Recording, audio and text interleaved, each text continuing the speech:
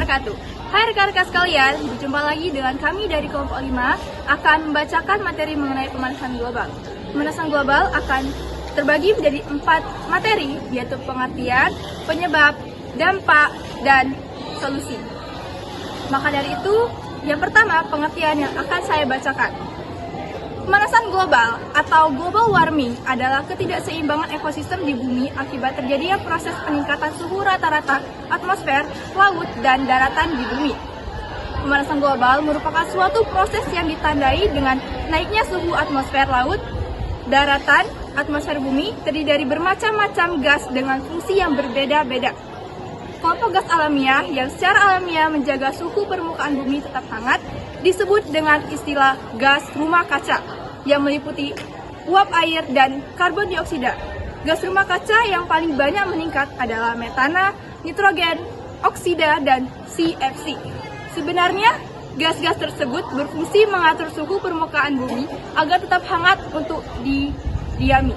Tetapi jika jumlahnya semakin banyak, maka semakin banyak pula radiasi IM yang akan dipancarkan ke arah permukaan bumi dan menyebabkan suhu permukaan bumi semakin meningkat. Mengenai dampak dari pemanasan global akan dibacakan oleh rekan saya, yaitu Gilang Pratama. Baiklah, terima kasih rekan saya Anissa. Saya Gilang Pratama akan membaca tentang dampak pemanasan global. Yang pertama, iklim tidak stabil. Para ilmuwan memperkirakan bahwa selama pemanasan global, daerah bagian utara dari belahan bumi utara akan memanas lebih tinggi dibandingkan dengan daerah-daerah lain di bumi. Akibatnya, gunung-gunung es akan mencair dan daratan akan berkurang. Musim tanam akan lebih panjang di beberapa daerah. Suhu pada musim dingin dan malam hari akan cenderung meningkat. Daerah hangat akan menjadi lembab karena banyak yang menguap dari lautan. Kelembapan yang tinggi akan meningkatkan curah hujan. Selain itu, air akan lebih cepat menguap dari tanah.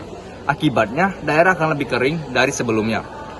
Angin akan bertiup lebih kencang dan mungkin dengan pola yang berbeda. Topan badai yang memperoleh kekuatannya dari penguapan air akan menjadi lebih besar. Dengan demikian, pola cuaca menjadi sukar, diprediksi dan lebih ekstrim. 2. Peningkatan permukaan laut.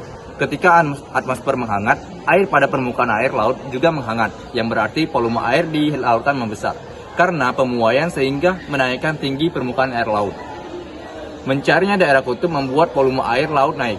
Dampaknya akan terjadi peningkatan permukaan air laut, yang mungkin akan menenggelamkan sebagian daratan. 3. Pertanian. Orang yang berpikiran bahwa bumi yang hangat akan menghasilkan lebih banyak makanan dari sebelumnya, tetapi hal ini tidak berlaku di beberapa tempat. Untuk selanjutnya akan dibacakan oleh rekan saya, Presi Marsabella. Baiklah, terima kasih untuk rekan saya Gilang Pratama. Saya, Presi Marsabella, akan melanjutkan dampak dari pemanasan global. Yang keempat, kehidupan hewan liar dan tumbuhan. Hewan dan tumbuhan sulit untuk menghindari efek pemanasan global karena sebagian besar lahan telah dikuasai oleh manusia. Akibat pemanasan global, dan hewan cenderung berimigrasi ke arah kutub atau pegunungan untuk mencari wilayah yang lebih dingin.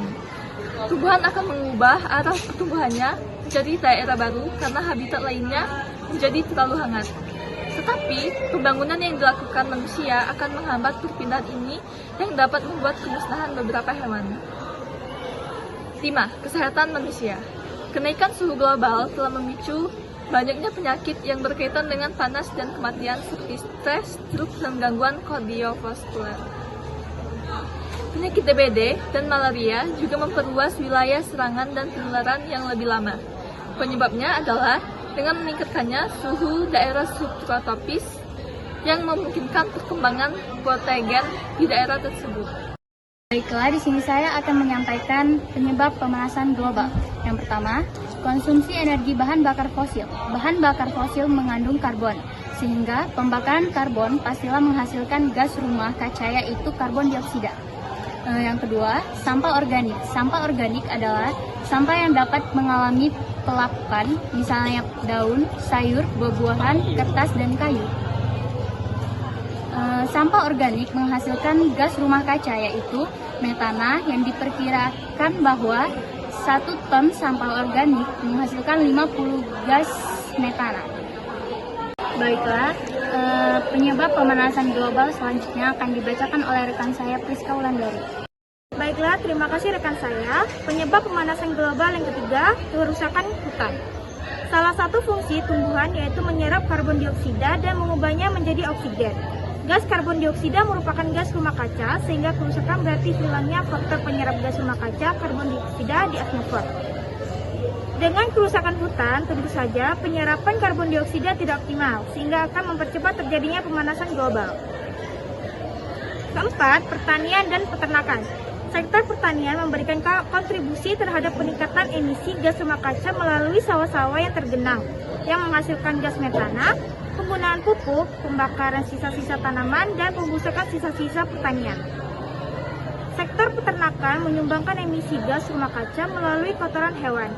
Emisi gas rumah kaca peternakan meliputi 9%, karbon dioksida 37%, gas metana, nitrogen oksida, serta amonia penyebab hujan asam. Baiklah, saya akan menjelaskan materi tentang pemanasan global, yaitu solusi. Yang pertama, konservasi lingkungan dengan reboisasi, penanam pohon, dan melakukan penghijauan lahan secara kritis. Yang kedua, memakai energi yang bersumber dari energi tertib seperti air, matahari, angin, dan bioenergi. Tujuannya agar energi bahan bakar fosil berkurang.